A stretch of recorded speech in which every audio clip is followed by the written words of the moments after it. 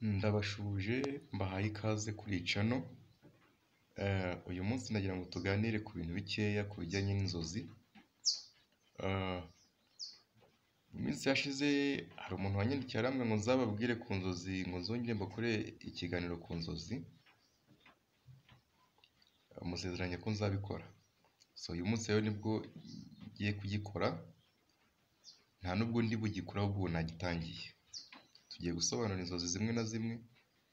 Hari igihe uzaba utari buze kuzisangamo, uzakurikira video zizakurikira, izawe nawe uzazisangamo. Inzozi za mbere tugiye guheraho ni ukurota urimo kuguruka,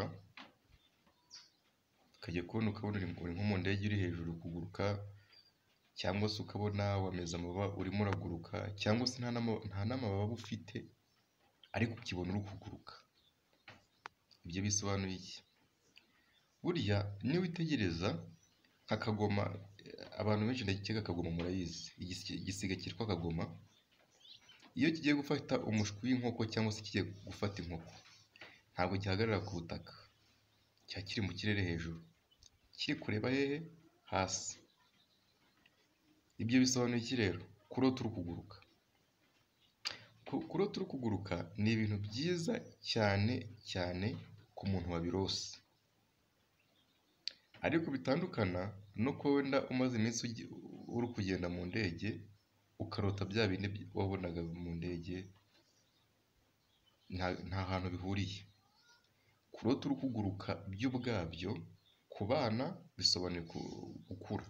Iyo umwana arose ari kuguruka aba ari gukura, ariko ku muntu mukuru wibaze kugira ngo uri umusaza, uri umugabo, uri umusore, uri umukobwa w'inkumi, uri umumama ukuze, ukarota uri kuguruka wameze amababa. Sorry. Ni ukuvuga ngo icyo bisobanura ni iki? Uba ugiye kwakira umugisha udasanzwe. Niba usanzwe ufite ubushobozi mu buryo bw'amafaranga cyangwa se mu buryo bwa finance mu zindi ndimi z'amahanga, hari umugisha uba ugiye kwakira w'inyongera ku byo usanzwe utunze.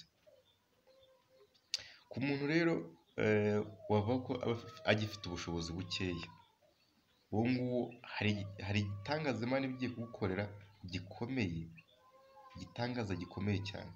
Nurota uri kuguruka rero ni nk'aho Imana yakakumenyesheje ngo uri mu bushorishori bwo kureba ibyo ushaka kureba. Bivuze ngo icyo ushaka cyose wagira ute? Wakibona. Ariyo mpamvu nk'igisiga iyo kigiye gufata nk'inkoko, ntabwo kijya hasi, ahubwo kijya hejuru aho kiri buze kugira ute?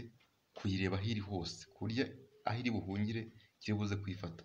So kurota rero uri kuguruka bisobanuye ko hari umugisha ugiye kwakira mu minsi iri buze gukurikira.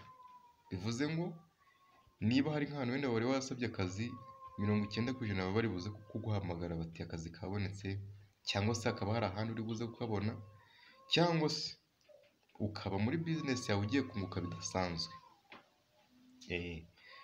Icyo ni icya mbere. Icya kabiri,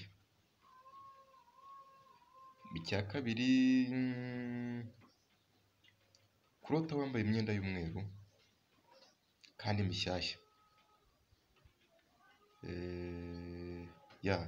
Kurota wambaye imyenda mishyashya, mbese imyenda ikiri mishyashya itamaze igihe, biba bisobanuye ko hari ubuzima bushya ugiye kwinjiramo butandukanye. Bivuze ngo hari ubuzima bundi ugiye kwinjiramo,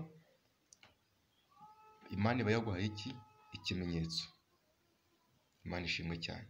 Imana iba yaguhaye ikimenyetso, bivuze ngo hari ubuzima ugiye kugira ute? Kwinjiramo bwiza.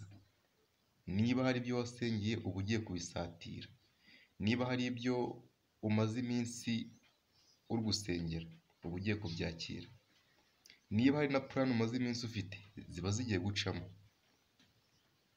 Imana ishimwe cyane. Izindi nzozi za gatatu, kurota bagutwaye mu modoka, cyangwa se kurota imodoka iri kukujyana, iri kugutwara. Ntimubihuze n'ibya mbere. Ibi ngibi byo ni bibi cyane, ni bibi. Kurota imodoka igutwara bisobanuye urupfu, gupfa. Kurota imodoka igutwara, kurota moto igutwaye, kurota igare rigutwaye, bisobanura urupfu mu buryo bw'umwuka. Nurota rero umunsi uzarota ukabona imodoka irimo iragutwara, uzamenye ko izo nzozi zirimo zirakwereka ko imbere yawe hari ikintu kitari cyiza. Nuzirotera wowe ubwawe uzasenge, ubwo ni urupfu ruba ruri imbere yawe. Nuzirotera ku muntu runaka ntuzabimubwire. Ibi bintu abantu benshi mukunda gukora amakosa, warota umuntu yapfuye ukabyuka uri kumubwira ngo narose wapfuye, nakurega bazagufunga. Hari ibintu byinshi tugomba gukora tugashyiramo n'ubwenge. Niba urose umuntu se ngo yapfuye bikaza kubaho, ntabwo amategeko azavuga ngo ni ibyo warose, ahubwo amategeko azavuga ko wamwishe. Ni ibintu byumvikana. Ntabwo niba uzi neza ko urota inzozi ukazikabya ukarotera umuntu imodoka imutwaye, ukarotera umuntu moto imutwaye, uri kubona imutwaye utazi ngo imujyanye hehe, biba bisobanura urupfu mu buryo bw'umwuka. Yego, niba ubiroteye umuntu rero mubwire asenge, ntumubwire ko agiye gupfa, oya mubwire asenge. Imana ikureho impfu, Imana ikuraho amagisita, Imana ikureho ibyago runaka. Mubwire asenge, ntumubwire ko agiye gupfa. Ikindi, nubona umuntu nurota inzozi ukabona mu nzozi ukabona umuntu yakoze ubukwe, yambaye imyenda y'umweru yakoze ubukwe, ibyo nabyo bisobanuye urupfu. Ikintu muracyumva, bisobanuye urupfu. Nabyo ni inzozi zo kwitonderwa, ugahita uzisengera ako kanya, sibyo?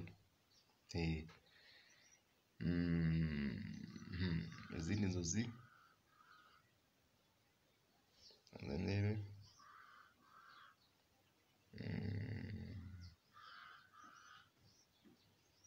Ikindi, kubona kurota uri mu nzu yawe, kurota uri mu nzu yawe, imvura iri kugwa hejuru y'inzu ariko itari kukunyagira. Izo nzozi zisobanuye ko hari umugisha ugiye kwakira, hari ibintu byiza ugiye kwakira mu buzima bwawe bwa buri munsi. Bivuze ngo niba hari akazi ufite ugiye guhabwa promotion, niba se uri nk'umuhinzi ni urugero ugiye kuzajya weza biteye ubwoba, niba se uri umucuruzi muri iyo minsi iri buze gukurikira uzagira urwunguko ruteye ubwoba. Yego, kurota imvura iri kugwa hejuru y'inzu yawe ariko wowe imvura itari kukunyagira, uri mu nzu mo imbere, bivuze ngo uratwikiriwe, urarinzwe cyane. Ikindi, kurota urimo guhengereza abantu mu idirishya, uri kubahengereza, mbese uri ahantu mo imbere uri guhengereza abantu hanze, bivuze ngo nabwo hari umugisha ugiye kwakira. Ibyo bintu bivuze ngo uba uri kureba abantu ariko bo batakureba, bivuze ngo hari ibintu uba uri kureba ariko bitagize bitari kukureba. N'ikindi kintu bisobanuye izo nzozi, bisobanuye ko uri umuhanuzi, bivuze ngo uba ubasha kuba wareba ibyo abandi batabona ariko wowe uri kubireba, cyangwa se ukaba wareba umuntu we atari kukureba. Kandi niba mubizi neza, abahanuzi we areba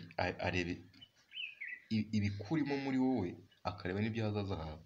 Bivuze ngo nawe ufite impano y'ubuhanuzi. Bisobanuye ibintu bibiri, umugisha ndetse n'ubuhanuzi. Ndabakunda cyane. Umukozi wari wambajije ngo nzasobanure ku kintu kijyanye no kurota utwawe ku kinyabiziga. Nizere ko iki kiganiro cyakuryoheye. Ukande like no muri comment ubyandikemo ndaza kubibona. Ndabakunda cyane. Amahoro y'Imana akomeze kubana namwe. Nawe ufite icyo naza gusobanuraho ubutaha, wanyandikira muri comment. Ciao ciao.